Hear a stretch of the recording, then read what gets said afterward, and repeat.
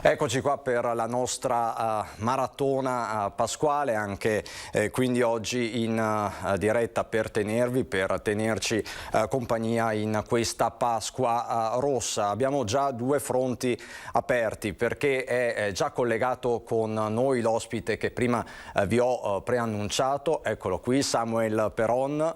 Buongiorno Samuel, grazie davvero per aver risposto all'invito. Grazie. No, grazie a voi invece. Allora, però abbiamo anche Lucio Zanato collegato sul Sile, quindi Samuel, se hai qualche minuto, puoi portare qualche minuto di pazienza, riusciamo a collegarci con Lucio Zanato, poi andiamo subito da Samuel Peron che ci ha fatto questa enorme sorpresa. Lucio, dove ti trovi? Mi vedi? Mi vedi? Ti vedo. Stai attento, ti prego. Stai attento, che già abbiamo un po' di cronaca. Siamo in mezzo al Sile con la Pantana. Adesso Stefano Marini si gira in maniera tale che lo vediamo. Ecco, vedete, è un gioco di equilibri. In questa Pasqua vi abbiamo voluto portare lungo Sile perché è uno dei riti, giusto Stefano? Sì, è un rito proprio della Pasqua. Fare almeno un giro sul Sile e godere di questa natura che esplode, quindi in tutta i suoi profumi e i suoi colori, insomma. Ecco, poi dovete tenere presente che andare in giro in Pantana sembra facile, ma non lo è, quasi come, anzi possiamo dire quasi la gondola del Sile. È la gondola del Sile perché è una combinazione di equilibrio e di spinta, di rispetto delle correnti, di queste cose qua. È quasi una danza, così l'abbiamo detto anche a Samuel Peron, che è in collegamento dall'altra parte, che ci sta guardando ed ascoltando. È una danza un po' particolare perché qua se sbagli il passo finisci in acqua. Allora adesso con Stefano ci avviciniamo perché non è finita qui, diciamo così, il collegamento. Stefano, ma se uno vuole, perché ci sono pochissimi giovani che imparano la Pantana. Sì, è un po' diciamo una questione, come avevo detto prima, di equilibrio, e quindi ma i giovani vengono a imparare ad andare sul Sile? I giovani iniziano dalla canoa, di queste cose un po' non molto equilibrate. Le pantane non ci sono tanto, non si trovano facilmente, però si possono venire ad esplorare qui dalla pastoria, e quindi si può intanto iniziare a imparare qualcosa. Esatto, perché voi dovete sapere che noi siamo a confine, perché Pardi no, ma anche qui esiste un confine tra Sant'Angelo e Canizzano, quindi noi abbiamo passato sostanzialmente la parte di Sant'Angelo e ci stiamo avvicinando al Canizzano, e adesso andiamo sull'approdo, sì, perché sennò poi Samuel va a ballare da un'altra parte, non sta più con noi, quindi dobbiamo anche essere un po' veloci. Sì, Lucio, però garantisco al nostro danzatore delle stelle che come dire, danzare nell'acqua non è molto facile.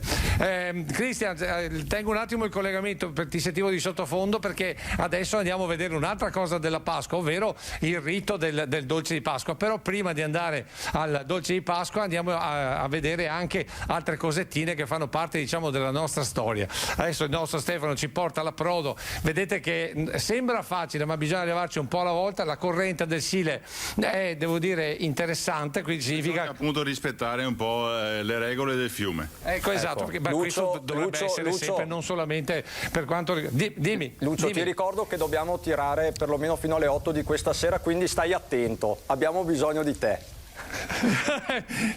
Sì, tranquillo, anche perché poi ho altre sorprese. Aspetta che devo aspettare, perché voi sapete che nelle barche chi comanda è chi comanda è il capitano, ed è il comandante in questo caso. Sono il comandante della barca, quindi grazie a Stefano Marini.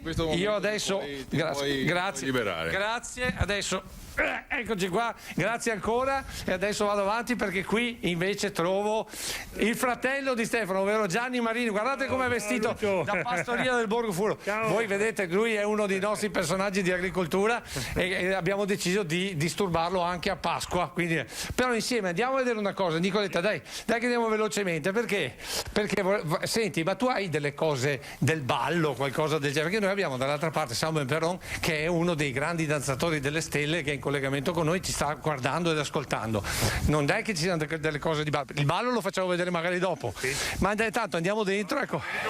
Mario ti mostra cosa Ecco. che avevo parlato ieri sera. Cosa che avevo parlare ieri sera, Mario? Pronti qua, intanto buongiorno a tutti, buona Pasqua a tutti. Abbiamo parlare un strumento tipico, tradizionale dei messe di Pasqua. Cioè? Quindi il giorno prima di Pasqua si usava ribega. Eccola qua, a ribega, siccome che dal venerdì santo che non si può più suonare campane sui campanili, Aspetta che ci mettiamo più in là perché sennò siamo un po' in controluce. Fino Pilla. Ecco là. dal lunedì, dal venerdì di Pasqua prima, il Signore muore alle 3. Da quel giorno, da quel momento non si può suonare campane, fino al giorno della resurrezione, che è il giorno di Pasqua. Quindi al posto di dare il tempo dei campane, si usava la ribega. Ecco. Ribega o ribegon o il batoccio, questo durante la messa, quando era il momento della comunione, veniva a suonare questo al posto dei campani. Senti, ma quando uno dice che te rimbecchi o te rebeghi, Sì. oppure quando una donna è un po' rebegosa, cosa vuol dire?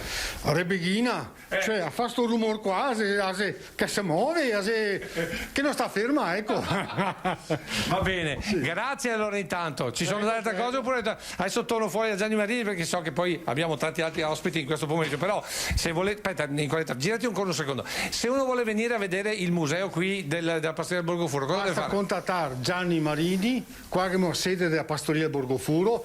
Chiaramente come tutti in questo momento siamo fermi con tutte le attività, però qua abbiamo allestito anche un museo, se parte dalla cucina ai vari mestieri. Di libera, quando se torneremo liberi? Quando torneremo liberi basta contattare Gianni Marini, quasi a posto aperto, accogliamo scolaresche, anziani, chiunque si interessa alla nostra realtà. Grazie, adesso andiamo fuori, perché adesso troviamo Gianni, però non troviamo solo che Gianni, vero? Aspetta che, no, fermo che ho Nicoletta che mi dice che siamo in controluce, ecco qua, per cui adesso andiamo indietro, piano piano, però... Sotto il gazebo. Sì, però prima del gazebo, qua bisogna che te me fai conoscere la tua amica qua. Ah, Gelsomina, oh, sei agitata un po', cioè. Gelsomina, sai usare la sete qua. È parona di casa, cioè, e i musete a Tinti e a Birba, e sei parone del nostro tocco qua. Però a Titi e a Birba li incontriamo un'altra volta, altrimenti succede che diventa un problema. Allora, mentre abbiamo appunto la Gelsomina che ci segue, non so se, Nicola, fai vedere che lei puntualmente ci viene dietro a noi, Ma senti, non sa che siete pericolosi, Lucio. Ma se dico che anche altri che mi sono nato qua, fanno altri sempre le novità ogni giorno, perché le bestie se sussegue i suoi e quello che polessa tutti quanti gli ospiti del fiume, però è una roba diversa uno da un giorno che altro, quindi è sempre bello vedere. Guardate la Pantana che è bellissima, guardate, è uno stile, è una vera e propria danza, guardate come si muove in sintonia con l'acqua del Sile. Allora abbiamo accolto con un po' di musica, Lucio, guarda qua perché... però presenta chi che sei qua. Beh, Simone che suona la fisarmonica, siamo in quattro che suona, però hai capito Lucio? Vieni al manco a far sentire la nostra musica. D'altra parte i congiunti, no? Perché adesso qua bisogna stare tra congiunti o una visita solo al giorno tra parenti, giusto? E dopo come invitare anche a me Nevodetto, Flavio. Facciamo un Nevodetto, e io corista del coro Stia Alpina, voglio andare a manca e facciamo una canzone insieme. Va bene, però io prima di questo avevo promesso di una cosa, scusa Beatrice, vado da tua mamma, vado dalla Anna, perché la Anna ci deve venire a raccontare come si fa il dolce di Pasqua. Aspetta un attimo. Aspetta ora, dai. Ecco qua, che andiamo. Rivemo. Ecco, e quando qua, tagliamo dopo? Dopo taglieremo. Questa sera fugace che facciamo una volta in casa. Come si fa? Quella è la ricetta per poterla fare anche a Pasqua. 2 uovi, 4 cucciari di zucchero, mezzoetto di burro, 2 cucciari di sfumadoro, un bicchiarino di Marsaia, latte, lievito, e la potete fare un bel impasto. Avviene a baia così, ti metti su una tarina in terracotta, quarta, possibilmente al caldo, se no non lievita. Dopo 2 ore, lievita. Torno a mettere la sua tavola, a rompo, a lavoro 5 minuti di ese, e torno a mettere la sua tarina ancora. Quanta fatica che c'è? Sì, c'è tanta fatica, perché bisogna farla a mattina e cosala verso sera. Ed è il dolce tipico di Pasqua. C'è tipico di Però io vedo anche delle uova un po' colorate. e le uova che si faceva una volta colorai, mica tolto adesso la polveretta che vende adesso fuori. Però una volta si colorava con erbe. Con erbe, con i ravi, con i son, con le segue rosse. E quello che si aveva perché non era appunto coloranti. Ecco, a proposito delle uova, vi anticipo che verso le 5:30, 5:30, 6:30, no 5:30, perché 6:30 abbiamo un'altra, vi faremo vedere una cosa particolare con le uova, però dall'altra parte, cioè in sinistra Piave. Andiamo ancora avanti. Cristian, mi dai ancora un po' di tempo? Sì, dai, un Oppure minutino. Il nostro danzatore delle stelle. Sì. Ok, allora nel minutino abbiamo la poesia, perché c'è una poesia particolare allora... che è qui lungo il Sile. Beatrice ce la declama. E allora, ciao a tutti, io sono la quota rosa della pastoria del Borgo Furo, l'unica in costume, porto gli auguri di tutte le signore, a tutti i telespettatori e gli auguri di tutta la pastoria. Si chiama 21 marzo in dialetto ed è stata scritta da un nostro ex componente che si chiama Checco Smiazzetto. 21 marzo.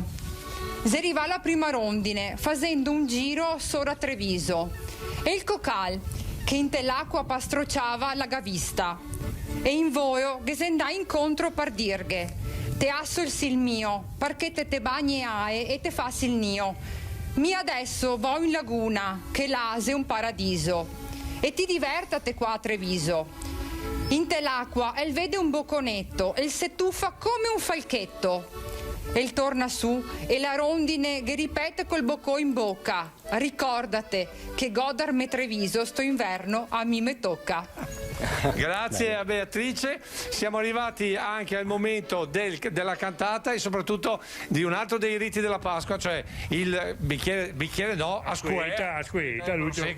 Allora, con ascueta del prosecco, con tutti quelli del Pastoria del Borgo Furo che hanno anche la fisarmonica, adesso ci sentiamo l'inizio di una canzone. Che canzone fate? Mi piace il vino e pargo, Allora, 1, 2, 3, via! Mi piace il vino e pargo le bombe come un balsamo se mai ridassimo se mai ridassimo mi piace il vino e pargo le bombe come un balsamo se mai ridassimo poi che felicità oi lilli oi lalla poi che felicità oi lilli oi lalla poi che felicità. Buona Pasqua! Auguri, Gigi! E con questa canzone restituisco la Grazie. linea a te, Cristian. Grazie Lucio, grazie davvero, grazie a te e a tutti gli amici di Borgo Furo. Samuel Peron, Samuel, come li hai trovati questi nostri amici di Borgo Furo? Si stanno divertendo un bel po'. Ma guarda, le tradizioni sono sempre una cosa che ti fa aprire il cuore, perché via via col tempo stanno un po' svanendo e il fatto di portarle in auge e di sostenerle è una bellissima cosa. No, volevo fare solamente una battuta, ma i do che andai sul Sile, hai fatto l'autocertificazione? Abbiamo dotato Zanato di autocertificazione, Lucio è dotato di autocertificazione. In caso chiamano in diretta Ma comunque Samuel, è bello vedere queste tradizioni. a proposito di tradizioni, mancano ecco, com'è il tuo rapporto con il tuo essere veneto? Tu sei vicentino di Marostica, sei uno dei simboli del vicentino, sei un volto amatissimo, tutti ti conoscono, ma adesso dove sei? Sei a Roma oggi, se non sbaglio. Io vivo a Roma. Io vivo a Roma già da diversi anni. E cosa sì. ti sei portato del Veneto? Ma guarda, del Veneto mi sono portato la mia cultura, la mia tradizione e il fatto di essere anche testardo, perché noi veneti si può dire quel che si vuole, ma siamo molto testardi e cocciuti e fino a che non arriviamo dove vogliamo non molliamo. Ed del Veneto amo qualsiasi cosa, qualsiasi città, qualsiasi paese, anche perché ho amici sparsi ovunque in tutta la regione, e la cosa che mi è sempre piaciuta moltissimo è che paese che vai, usanze che trovi, quindi già passare, che ne so, da Marostica a Padova, a Treviso, a Venezia o andare in altri posti, cambiano leggermente gli accenti e certi concetti, e già lì ti fa creare una serata dove poterti mettere davanti a un bel prosecchino e passare la serata divertendoti. E quindi insomma questo ti manca fondamentalmente. E senti Samuel, ma penso che sia una cosa che manca un po' a tutti, perché col fatto in questo che non momento si può uscire, non si può andare da nessuna parte, il fatto di potersi ritrovare anche al tavolo di un bar fuori all'aperto per potersi scambiare, fare 4 chiacchiere con degli amici, al momento è un po' difficile. Sono quei piaceri della vita che, inutile negarcelo, davamo tutti per scontato. Che per il momento siamo privati, ma a breve speriamo che con questi vaccini riusciamo a venirne a capo e poter tornare a vivere serenamente come prima. Tu Samuel sei un operatore, tra virgolette, dello spettacolo, lavori nello spettacolo, nella danza, nel mondo della cultura. È un mondo che è stato colpito tragicamente da questa pandemia. Ma il mondo dello spettacolo ne sta soffrendo da più di 1 anno e mezzo. Già era sofferente di suo, perché i teatri in Italia non è che vadano tanto bene, a differenza, che ne so, di Londra, New York o in Russia o Hong Kong. Lì c'è molta più attrazione per quanto riguarda la cultura teatrale. Qui in Italia il teatro già precedentemente ne stava soffrendo.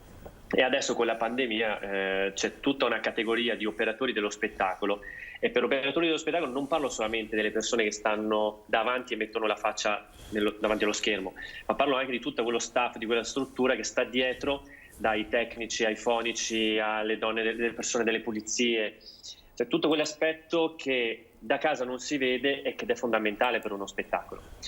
E non solo il teatro, il live ne sta soffrendo tantissimo, dai concerti agli spettacoli in piazza, nei comuni. Beh, abbiamo visto anche l'ultima edizione di Ballando con le Stelle, è stata in qualche modo segnata pesantemente dal Covid. Sì. Tu hai sostituito un ballerino, tra l'altro, hai sostituito un collega che era in coppia con Alessandra Mussolini, se non sbaglio. Sì, ho sostituito Michael Fons proprio in finale, perché si è ritrovato con il Covid, quindi io ho perso tutto il programma a causa Covid, lui invece ha perso la finale dopo un'edizione bella intensa che aveva fatto, e il programma è stato molto aggravato dal Covid, al di là di alcuni personaggi che se lo sono presi, dall'altro anche per il semplice fatto che si è dovuti rivedere completamente tutta la prassi per poter portare avanti un programma che una volta si poteva realizzare in maniera molto tranquilla.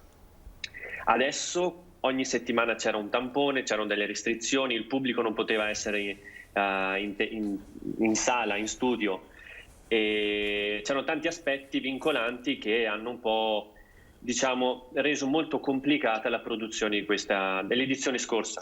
Però nonostante tutto, con la caparbietà di Mili Carlucci, che tra l'altro lei viene dal Friuli, quindi nordica pure lei, siamo riusciti a portarla a casa in pieno. Coriacea e tenace come poche nel mondo dello spettacolo.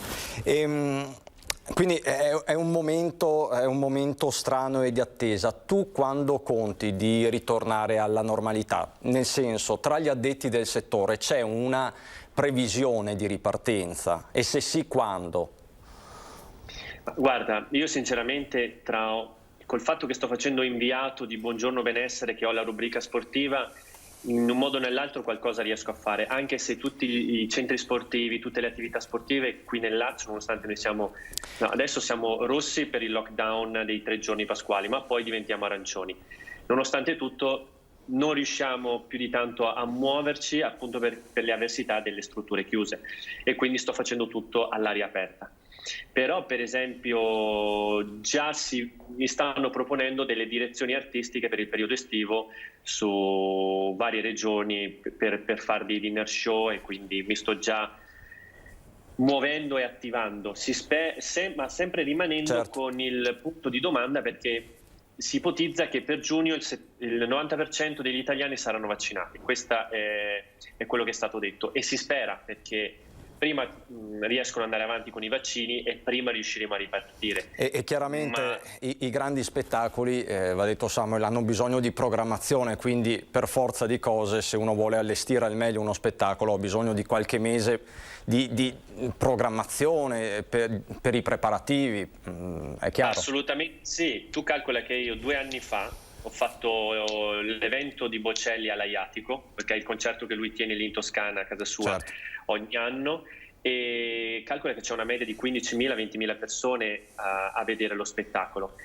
e con il Covid è inorganizzabile, anche perché lui ha gente che arriva da tutto il mondo, dalla Cina, dal Giappone, dall'America, perché proprio è amato in tutto il mondo.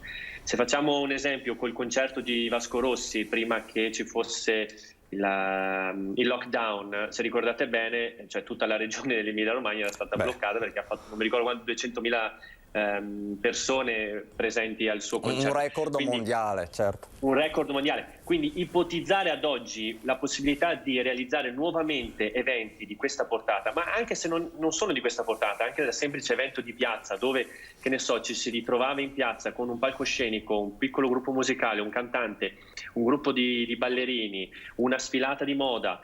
Al momento adesso per riorganizzarla ci sarebbe un protocollo veramente complicato, anche perché dice che a prescindere dal fatto che uno faccia il vaccino deve portare lo stesso la mascherina per garanzia. Certo. Quindi le tempistiche sono fondamentali, prima ci muoviamo con i vaccini e prima riusciremo a venirne a capo. Il mondo dello spettacolo da questo punto di vista segue le dinamiche di tutti gli altri comparti economici, perché lo spettacolo, la cultura, lo diciamo da sempre, sono economia, soprattutto in un paese come il nostro. Samuel, tu poi sei impegnato anche su altri fronti, uno in particolare, la lotta contro il bullismo, l'odio social. Ci vuoi spiegare questa tua attività collaterale? Ma è un'attività che io porto avanti da diverso tempo. Adesso sto collaborando anche con Incontradonna, che è per le donne del reparto oncologico, quindi sto cercando di trovare delle attività, col fatto che sono laureato in scienze motorie, stiamo cercando di trovare delle attività utili per aiutare le persone che subiscono la terapia oncologica di poter tenersi in movimento, anche perché la terapia è veramente devastante e ti abbatte, e quindi stiamo facendo tutto un percorso con Incontrodonna della dottoressa Adriana Bonifacino. Mentre invece per quanto concerne il bullismo, abbiamo fatto per 10 anni un progetto molto interessante nella regione Veneta, che siamo andati anche fuori, se non mi ricordo male, siamo stati anche in Friuli e in Lombardia. Si chiamava Sballando Ballando, un progetto molto interessante con Fabio Ignesotto, nel quale entravamo nelle scuole per insegnare ai ragazzi che per divertirsi non era necessario bere, fumare e drogarsi, ma il ballo poteva essere un'ottima disciplina per insegnare a comunicare. E abbiamo ottenuto dei risultati pazzeschi, tant'è che poi io di questi 10 anni li ho utilizzati per presentare la mia tesi sperimentale alla laurea in scienze motorie. Ed è utilissima, perché il bullismo è una piaga nella società che sta venendo avanti sempre di più, soprattutto con la causa di questo lockdown del Covid, perché i ragazzi stanno vivendo malissimo questa situazione. Sono bombe ad orologeria ormonali, perché col fatto che non possono uscire, non si possono trovare con i loro amici, divertirsi, sfogarsi, andare a correre, andarsi a fare una biciclettata, questa cosa li sta facendo impazzire. Anche la DAD è utile fino a un certo punto, perché poi stanno un po' scoppiando tutti, quindi ci dobbiamo veramente sbrigare con i vaccini, e dobbiamo poi, per quanto concerne il bullismo, trovare una soluzione per attivare all'interno degli istituti scolastici discipline artistiche.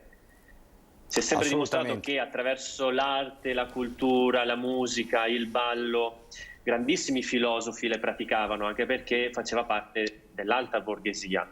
E questo però anche studi scientifici hanno dimostrato che aiutano anche le connessioni neuronali a interagire meglio. Quindi io mi chiedo perché nel corso degli anni stiamo via via sempre riducendo attività fisiche che sono importantissime per lo sfogo, per l'attività fisica.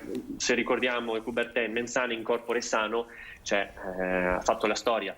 Assolutamente. E poi tutto l'aspetto artistico, che è fondamentale per una crescita personale e anche per degli sbocchi professionali. e io non ho mai notato in ambito artistico, sportivo, un bullismo tra i gruppi di squadra, tra i ragazzi, perché poi alla fin fine si creano degli obiettivi, si creano sempre la necessità di andare oltre, quindi non si limitano a demolire un loro coetaneo per farsi più grandi e pavoneggiarsi. Assolutamente. Diciamo che l'attività motoria, lo sport coltiva la cultura della differenza e della sana competizione, del fair play. Sì. Tra l'altro non voglio ripercorrere più di tanto, ma c'è molto del tuo vissuto in questa battaglia che stai portando avanti. Assolutamente sì, perché calcola che io sono degli anni 80 e quando ho iniziato a ballare in TV non c'erano programmi televisivi tipo Ballando con le Stelle o Amici che potessero promuovere il discorso del ballo tra i giovani. Quindi le discipline sportive più in auge erano la pallacanestro, il calcio e il nuoto. Quindi avere un compagno in classe che facesse il ballerino era proprio la ciliegina sulla torta per prenderlo in giro dalla mattina alla sera. Quindi ogni volta che andavo a scuola venivo deriso per il fatto che fossi ballerino o che facessi il ballerino. Diciamo con epiteti che possiamo immaginare, insomma. Sì, evitiamoli. Esatto. Però da un lato a me sono serviti per formarmi il carattere, però tante altre persone la vivono, la subiscono veramente in maniera malissimo, la subiscono in una brutta maniera, e questo non va bene, anche perché spesso e volentieri le persone che hanno un estro creativo sono quelle a volte molto più sensibili e hanno bisogno di essere supportate, non di essere demolite. Ecco, e quindi in questa giornata di Pasqua lanciamo questo messaggio contro il bullismo e anche perché si faccia maggiore attenzione ai nostri giovani in questa fase così complicata, che hanno bisogno della scuola. Il Veneto da martedì torna arancione, da mercoledì in tanti ritorneranno in classe, ma anche per le attività sportive collaterali. Questo, Samuel, sostanzialmente. Assolutamente sì. Io ti ringrazio davvero. Non so, vuoi fare un augurio di buona Pasqua a qualche tuo familiare in Veneto che non sei riuscito a raggiungere in questo periodo? Cristian, guarda, io i miei non li vedo da Natale, perché poi tra una cosa e l'altra i giorni passano inesorabilmente, uno passa il tempo e non se ne rende conto. Però a breve spero di poter rientrare. Faccio occasione per fare gli auguri a tutti quanti i vostri telespettatori e mando un bacione enorme e di supporto morale soprattutto, perché non è un momento semplice per nessuno, però c'è anche da dire che la maggior parte dei veneti hanno un giardino, quindi godetevelo finché potete, perché a breve bisogna tornare a rimboccarsi le maniche, a correre, tornare ai ritmi di prima, quindi godetevi i vostri spazi verdi più che potete, perché spero quanto prima di poter rivedervi correre tutti quanti. Quindi un augurio di buona Pasqua, grazie a te Cristian. Grazie, e con l'occasione voglio fare i complimenti al governatore Zaia, perché io lo sto seguendo qui da Roma e ha svolto per quanto mi riguarda, un grandissimo lavoro nei confronti della Regione Veneto e gli faccio veramente grandissimi complimenti. Riferiremo, prima era nostro ospite, poco prima di te, quindi grazie davvero Samuel, buona Pasqua ancora. Grazie a voi, a buona presto. Pasqua ancora. Grazie. Era, ovviamente lo avete riconosciuto tutti, Samuel Peron. Prima di andare in Inghilterra, dove ci aspetta uno chef molto quotato, vi mostro un messaggio di auguri che, se non sbaglio, è arrivato da Maserada, se non sbaglio. Vediamolo insieme. Buona Pasqua. Buona Pasqua a tutti quanti, da Antonio e Giulia. Ecco qua, sintetici, precisi, essenziali, ma molto efficaci. Lo vedo collegato, eccolo, Marino Rolfi, chef. Buongiorno Marino. Buongiorno Cristian, E buona buongiorno a Pasqua. tutti i nostri telespettatori, augurandovi buona Pasqua a tutti quanti. Allora, per chi non lo conoscesse, Marino Rolfi è uno chef che abbiamo avuto nostro ospite in questo ultimo anno, perché la sua storia è molto simbolica. È stato appunto chef nel Triveneto, tra Trieste, il Veneto e quant'altro. Poi la crisi ha colpito il mondo della ristorazione e del turismo, correggimi se sbaglio Marino, e tu non ci hai pensato due volte, hai detto boh, me ne vado in Inghilterra, qualcosa ne sarà di me, e in pochi mesi sei riuscito a rimetterti in pista, e tra l'altro stai anche architettando nuove attività proprio nel nord-est, quindi di fatto non hai abbandonato del tutto il territorio. Cosa stai facendo oggi? So che sei al lavoro anche in questa domenica di Pasqua, come la stai trascorrendo? Ma adesso sono tornato un attimo a casa per essere qui in diretta con voi. Qui dall'Inghilterra le cose vanno avanti, il 12 aprile adesso un po' vengono riaperti tanti negozi, i ristoranti che hanno lo spazio esterno. E niente, insomma, passiamo alla Pasqua come in Italia alla fine. Quindi una giornata, diciamo, però non per penso me è lavorativa. sia... Dimmi scusa, Marino? Per me è lavorativa oggi. Per te è lavorativa, ma tra l'altro ecco, cosa sta succedendo in Inghilterra? Perché lì le vaccinazioni sono molto più avanti, abbiamo immagini quotidiane di ritrovata libertà o quasi. Tu che cosa ci puoi dire?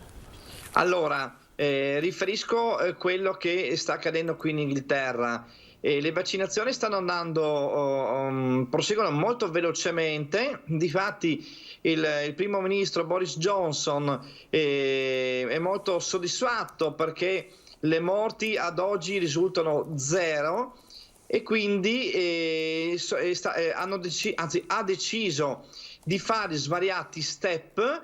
Noi siamo adesso arrivati praticamente che il 12 aprile verrà riaperto fino ad arrivare alla fine di giugno con i cinema aperti, anche all'esterno, con una normalità quasi piena, diciamo. Sì. Chef, ti chiedo, cosa hai preparato oggi di buono? Qual era la tua ricetta? Era una ricetta italiana, del territorio, friulana, veneta, una ricetta inglese, fusion, che cosa? No.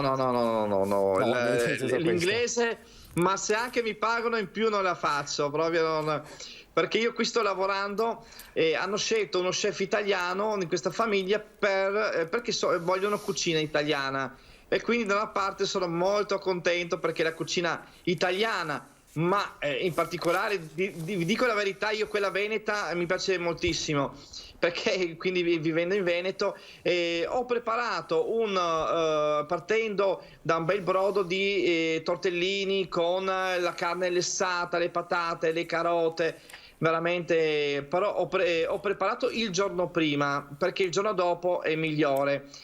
Come dopo ho fatto dei cannelloni ricotta e spinaci, dell'agnello al forno con le patate e la verdura, e alla fine della colomba pasquale. Proprio lineare, proprio tradizione culinaria italiana, rigorosamente made in Italy. Assolutamente. Anche i prodotti, cioè li trovi sul mercato con facilità? Allora, bisogna andare in alcuni supermercati, però noi ordiniamo tutto quanto online, perché qui è molto digitale, quindi tu prenoti online e loro ti portano direttamente a casa quello che tu hai bisogno, prodotti italiani. E che prodotti del territorio, quindi del nord-est, che ne so, ti fai mandare il radicchio di Treviso, le ciliegie di Marostica, visto che avevamo Samuel Peron, che cosa? Il radicchio di Treviso me lo sono fatto spedire e ha costato una... Beh, non diciamo. Insomma, diciamo Sì. È ancora quotato, bene. Mi faccio arrivare questi prodotti, sì, assolutamente. E loro sanno che per avere la qualità devi avere prodotti di qualità, e a me piace usare prodotti del territorio. Pensi di ritornare in Italia, Marino? Prossimamente sì. Con quali progetti? Mi faccia un po' i fatti tuoi. Ma guarda, ritorno all'attività di cucina, quindi non, come dicevo io, parto un takeaway, quindi ho come posso dire, ridimensionato un attimo il mio lavoro da catering a takeaway, quindi bene o male, a parte che sta procedendo, però ritornerò prossimamente. E ti chiedo, Marino, facciamo un passo indietro. Noi ci siamo sentiti, se non sbaglio, nella primavera dell'anno scorso. Avevi maturato da poco la decisione di andartene sostanzialmente. L'hai maturata anche in tempi molto rapidi. Quando è che hai capito che probabilmente bisognava rifarsi una vita, perlomeno dal punto di vista professionale? Settembre 2020, ho capito com'era la situazione, non ho esitato, perché i catering erano stati annullati, ho dovuto ritornare tutte quante le caparre, show cooking annullati, quindi ho preso le valigie come hanno fatto facevano i nostri vecchi, hanno preso le valigie, sono andati chi in America, chi in Australia, io sono andato in Inghilterra subito, non ho pensato 2 volte. E c'eri mai stato in Inghilterra? Era la prima volta in senso assoluto? Ero stato come turista, sì, ma un lungo periodo come questo è la prima volta. Ah, ok, quindi diciamo la prima volta all'età di? 45 anni il 24 maggio. Quindi tu a 45 anni hai detto non ce n'è, perlomeno per il momento, e quindi mi rifaccio una vita in Inghilterra. Com'è stata l'accoglienza? Ma allora, Cristian, ti dico subito, lavorando come catering, perché nella mia azienda io sono abituato a prendere decisioni immediate, quindi non ho tempo di pensare. Quindi il mio spirito anche come imprenditore, prendere immediatamente le decisioni, mi hanno aiutato a partire. In Inghilterra non è facile, perché comunque qui è un popolo molto freddo, però una volta che tu entri nel sistema loro, perché devi cominciare, cioè alla fine tu sei un immigrato che tu vai in un paese estero e quindi devi cercare di capire piano piano, step by step, come loro ragionano, come si comportano, quali sono le loro abitudini, e quindi è diverso da quello italiano, quindi o vai lì e dici ok mi adatto, oppure è molto difficile. Quindi diciamo che non è stato così semplice per certi versi, Marino. Domani il menù che cosa prevede?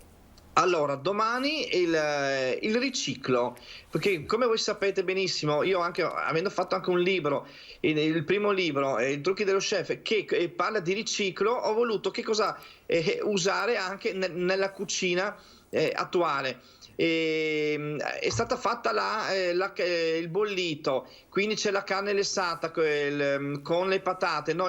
Con anche pezzi di salame. Noi prendiamo il tutto, lo tagliamo a piccoli pezzettini, poi cosa facciamo? Mettiamo un uovo, mettiamo il formaggio grana, mettiamo un filo d'olio, noce moscata, timo e un po' di pan grattato, cominciamo a fare un impasto a forma di pallina e li infariniamo e poi mettiamo nella pentola con olio caldo, friggiamo le nostre polpettine.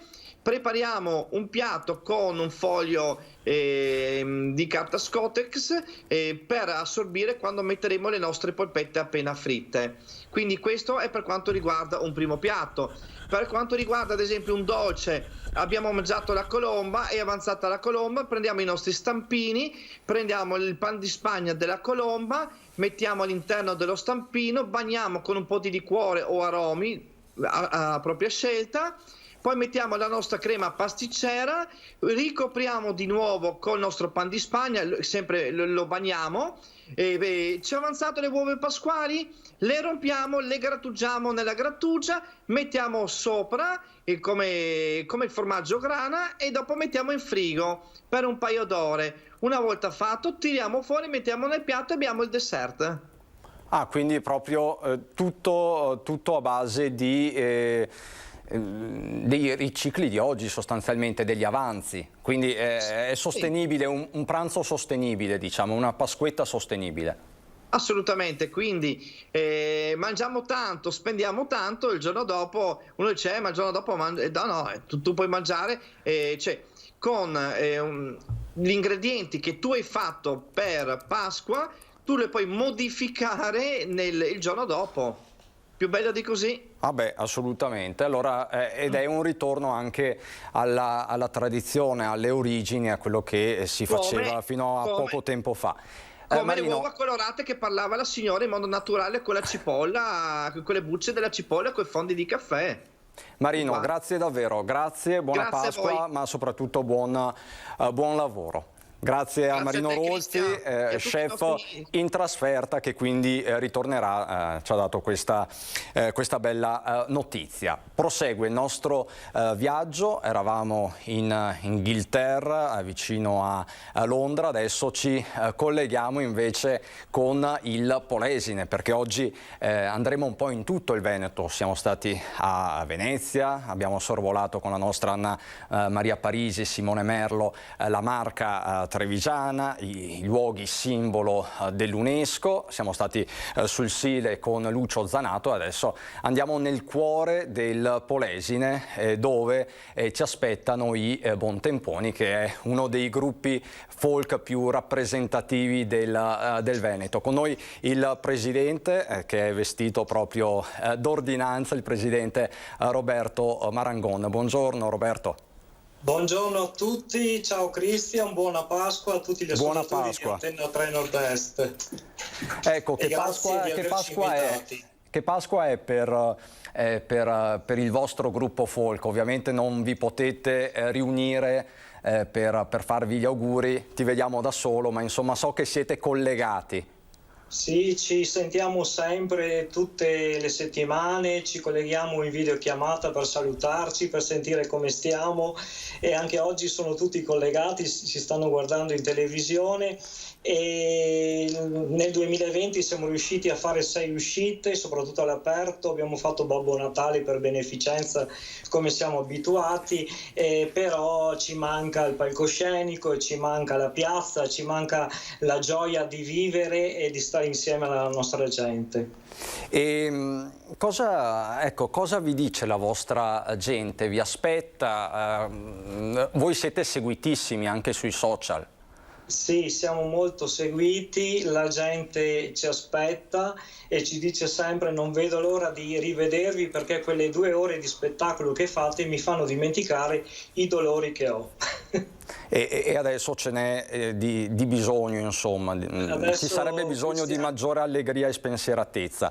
A tal proposito, allora Roberto, facciamo così, mi avete girato un bellissimo video di un vostro brano celeberrimo che fa il giro del mondo, è molto conosciuto, ballato non solo dai polesani che sono sparsi in tutto il mondo, perché insomma l'immigrazione è stato un fenomeno veneto, polesano in particolare, e quindi a tutti dedichiamo questo brano. Vuoi annunciarlo tu, Roberto?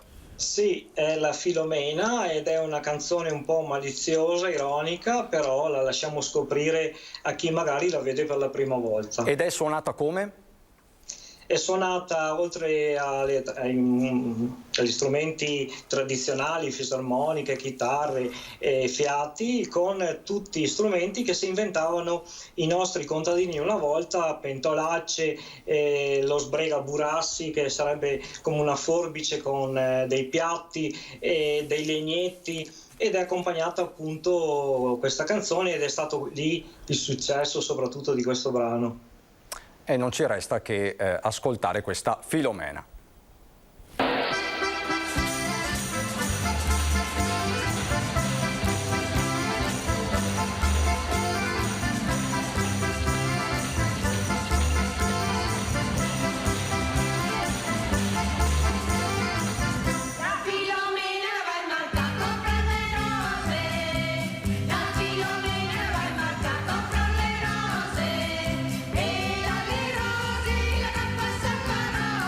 Rose,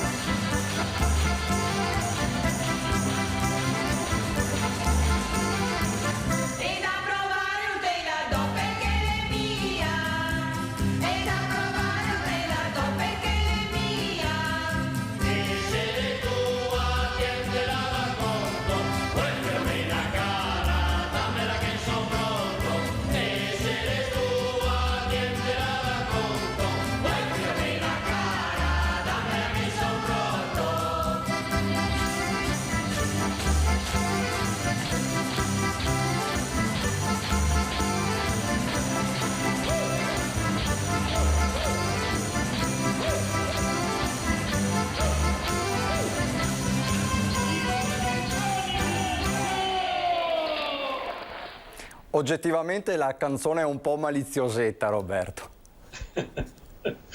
Sì, è maliziosa, però anche questo è successo della Filomena. Assolutamente, ma senti Roberto, la Pasqua tradizionale in Polesine, com'è? Le tradizioni di Pasqua nel Polesine, quali sono?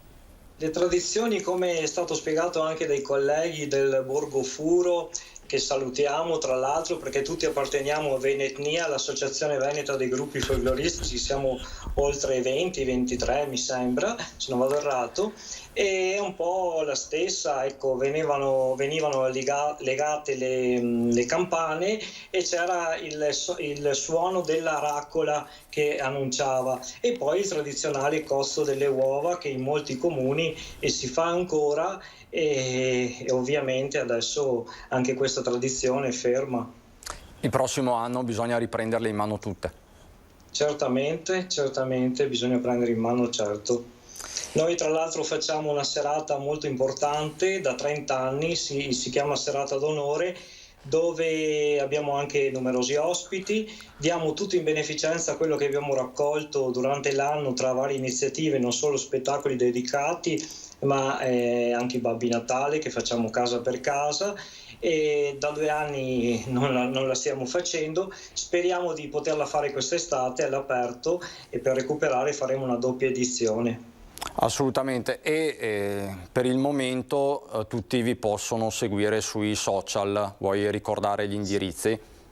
www.bontemponi.it oppure gruppo folcloristico Bontemponi, la nostra pagina, c'è un profilo che porta il mio nome davanti, Roberto Marangoni, c'è stato un errore, non riusciamo più a toglierlo, va bene, insomma, ecco, lo lasceremo, e ovviamente il canale YouTube, su YouTube trovate tutti i video, anche questa presenza Antena 3 andrà sicuramente sul nostro canale YouTube. Quindi salutiamo anche tutti quelli che poi ci vedranno su YouTube, immagino tanti anche in giro per il mondo, perché appunto siete seguitissimi e molto amati.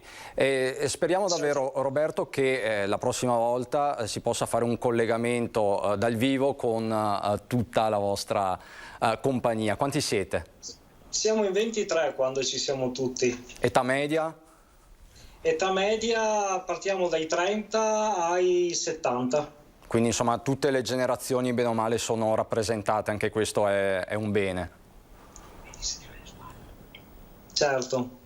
Roberto, grazie. Tra l'altro tu ricordavi prima i polesani nel mondo, e volevo così ricordare che se tutto andrà bene ad ottobre dovremo tornare a Grugliasco in Piemonte per la 3ª volta. In Piemonte ci siamo stati 11 volte. Salutiamo anche gli amici del Club Rodigino di Bolzano, qualcuno ci sta vedendo, anche lì siamo stati un sacco di volte ed è sempre una grande festa, perché quando porti l'allegria magari ridono e si divertono tutte le 2 ore di spettacolo, poi alla fine si avvicinano e piangono perché, avendo sentito parlare il dialetto, non dimenticano mai la terra dove sono nati.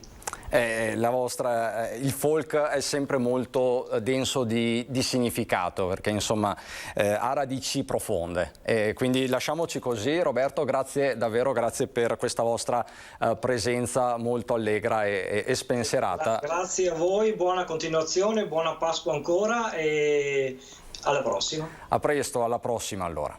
Erano i Bontemponi della Polesine, uno dei gruppi folk cardine di quel meraviglioso territorio. Adesso noi andiamo in pubblicità, poi andremo verso la montagna a Cortina con un campione assoluto. A dopo.